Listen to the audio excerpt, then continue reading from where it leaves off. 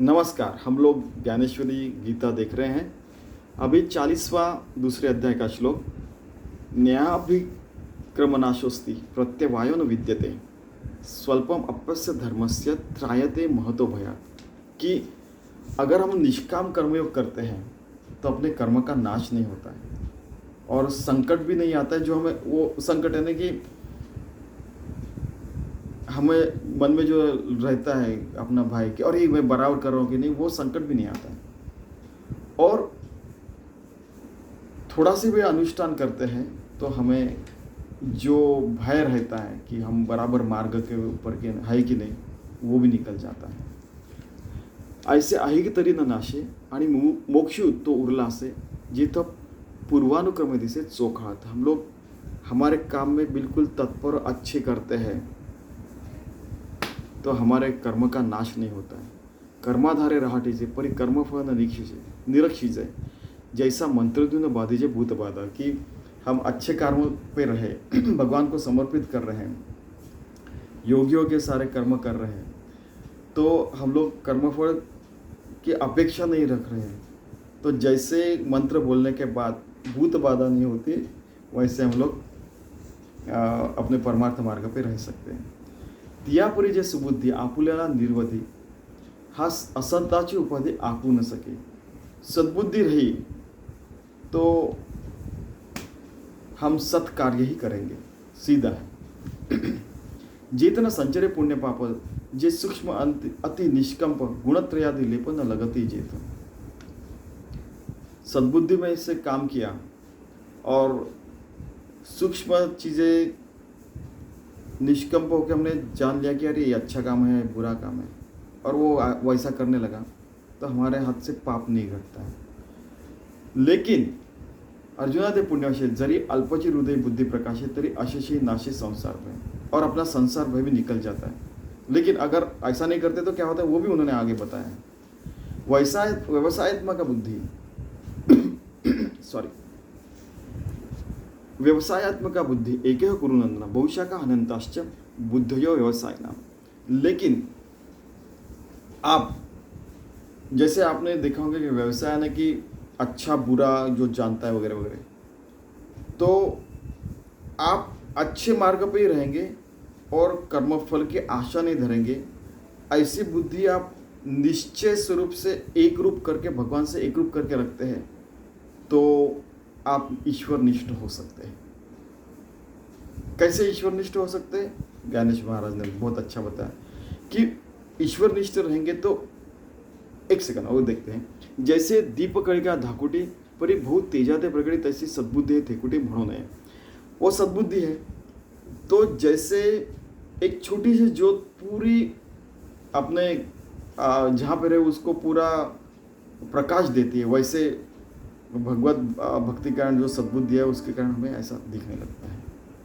पार्था भूति परी जे अपेक्षे जे विचारशूरी जे दुर्लभ चराचरी सद्वासना। फिर हमें सद्वासना जो बहुत ही दुर्लभ है उसके प्रति जाने की इच्छा होती है। आणिका सारखा भवसु जैसा न जोड़े परिसु का अमृताचा रेशु दैव गुण है। कि हम अच्छे कार्य करने लगते हैं, अच्छे कार्य होने भी लगते हैं, कभी कभी ऑटोमेटिक भी होने लगते हैं अच्छे कार्य। क्यों? क्योंकि सद्बुद्धि जाग उठी है।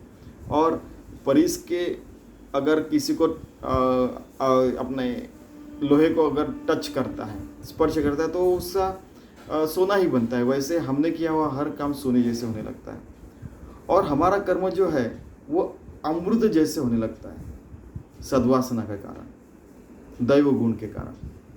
ठीक है, तैसी दुर्लभ जे सद्बुद्धी जे परमात्माची अवधि तैसा गंगेसी उदधी निरंतर। उसके कारण अच्छे काम गंगा के जैसे अच्छे अच्छे काम होने लगते हैं, पवित्र काम गंगा पवित्र वैसे निरंतर। तैसी ईश्वरा वाचून काही जी अनेक लाणी नाही ते एकची बुद्धि पाई अर्जुना।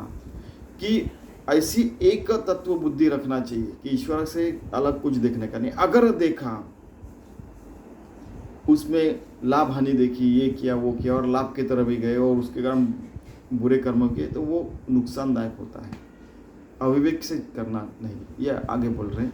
ये रीते दुर्मति जे बहुधा से विकरती ते तो निरंतर रमते अविवेकी। जो अविवेकी रहते हैं वो अपने फायदे के लिए कुछ भी करते हैं, वैसा नहीं होना चाहिए। कि वो बुद्धि जो है अच्छी सद्वासना, सद्गुण, सत्कार्य की तरफ ही बढ़ाना चाहिए, परमार्थ की तरफ. म्हणून येथे या पार्था स्वर्ग, संसार, नरकावस्था, आत्मसुख सर्वथा दृष्ट नहीं. संसार तो नरक अवस्था के समान ही है, लेकिन आत्म सुख लेना है तो संसार को परमार्थ मार्ग पे ही लगाना चाहिए, परमार्थ रूप ही करना चाहिए. यामेवं पुष्पितं वाचम प्रवदत्यय विपश्चिता. यहाँ पे थोड़ा सा कुछ मिस इंटरप्रेट किया है शायद उन्होंने, मिस प्रिंटिंग हुआ है. प्रवदत्य विपश्चिता ऐसा वो चाहिए. वेदवादरतः पार्थ नान्यदस्तिति वादिनः. कि ये देखिए, अब ये 42वां श्लोक है. इसमें अगर अर्जुना वेदों का खरा अर्थ क्या है, यानी असली अर्थ क्या है, यहाँ पे लिखा है कि शिष्य पूछता कि कहा मैं कौन हूँ सदगुरु, तो वो कहते कि तत्वमसि.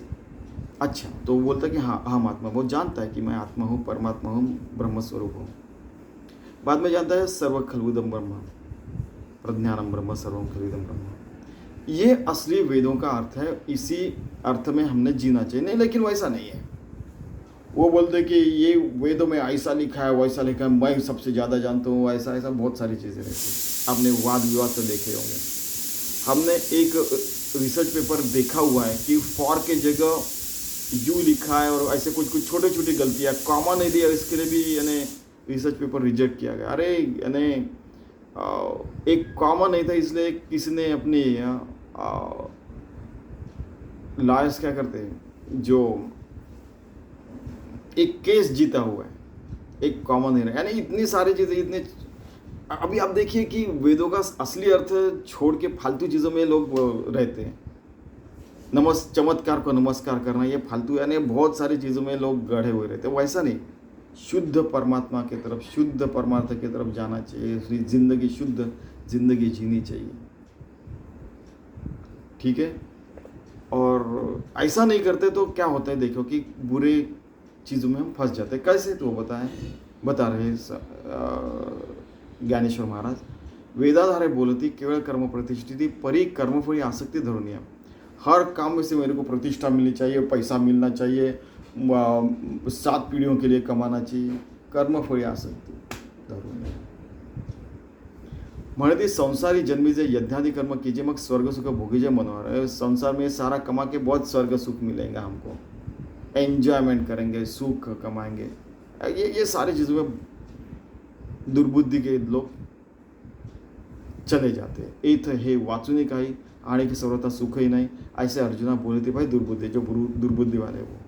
ठीक है. फिर अगला श्लोक है कामात्मानः स्वर्गपरा जन्म कर्म फलप्रदाम क्रिया विशेष बहुलाम भोगैश्वर्य गतिम प्रति. कि ये जो लोग हैं विषय भोग में चले जाते हैं, स्वर्ग के पीछे लगते हैं और स्वर्ग इसी ज़िंदगी में भोगना चाहिए ऐसे काम करने लगते हैं. तो आपको तो पता है क्या होने वाला है. देखिए, कामना अभिभूत हो कर्म आचरत ते केवळ भोगी चित्त देवनिया. ठीक है. क्रिया विशेष भूते न लोपिते विधिते निपुण होते धर्माते अनुष्ठिते. सारे यज्ञ याग करने में एक्सपर्ट है, सारे श्लोक कहने में एक्सपर्ट है, लेकिन वो सारी चीज़ें भोगों के लिए वो लगा देता है, वो सुख भोगने के लिए लगता है. तो ये गलत चीज़ है, ऐसे ज्ञानेश्वर महाराज कह रहे हैं. भोगैश्वर्य प्रसक्ता नाम तया परुत चेतसाम व्यवसायात्मिका बुद्धि समाधि होना विधीयते. कि समाधि यानी सत से एक रूप हो गए, तो वो यानी असली ऐश्वर्य हुआ वैसे देखा जाए तो. लेकिन ये जो संसार का जो ऐश्वर्य वो कमाता है, वो किसके लिए, कि उपभोग लेने के लिए. इसके कारण उसकी विवेक बुद्धि ऐसे इग्नोरेंस से, अज्ञान से भर जाती है और फिर वो उसका उद्धार होना संभव है. बस इतना इसमें है. पर एकची कुडे करती जे स्वर्ग कामून मनी धरती यज्ञ पुरुषा चुकीती भोगता है. आपको तो पता है कि यज्ञ पुरुष आपको स्वर्ग में लेके जाता है, वो सारा यज्ञ के बारे में आपको सब पता होगा. जैसा कर्पूराचा राशि कीजिए, मग अग्नि लावून दीजिए, का मिष्टानी संचर वीजिए. कर्पूर द्वारी लगा दिया, ये कर दिया, वो कर दिया, फिर ऐसे हो जाता है वगैरह, आपको तो पता होगा। ठीक है। तो देवी अमृतकुंभ जोडला, तो पाय हाणून उलंडीला, तैसा नासेती धर्म निपजला हेतुकपणे। वैसे ही आप इसी देह में बहुत उपभोग लेने के लिए जो भगवान ने नामस्मरण और परमार्थ की चीज़ आपके हाथ में दी है, एक कुंभ देव, उसको आप गिरा देते हो और हेतुकपणे कि नहीं उपभोग लेना है, ये हेतुकपणे आप गिरा देते हैं। हेतु से, हेतु पुरस्कार कर रहे हैं। साहसे पुण्य अर्जिते, मग संसार का अपेक्षित परिनिरती जी काय की जे अप्राप्त देखे, जैसे रांधवणी रसयोग निकी करुनिया बोले विकी, तैसा भोगासाठी अविवेकी धाडिती धर्म, भोग के लिए धर्म के उपयोग कर रहे हैं। म्हणून हे पार्था दुर्बुद्धि देख सर्वथा त्या वेदवाद रहता मनी वसे, तो उसके लिए वो वेदों का वाद भी करते रहता है, बहुत सारी चीज़ें दी। ठीक है। तो यहाँ पे हमने 40 से लेके 44 श्लोक देखे और 233 से 255 ओवी देखी है। ठीक है।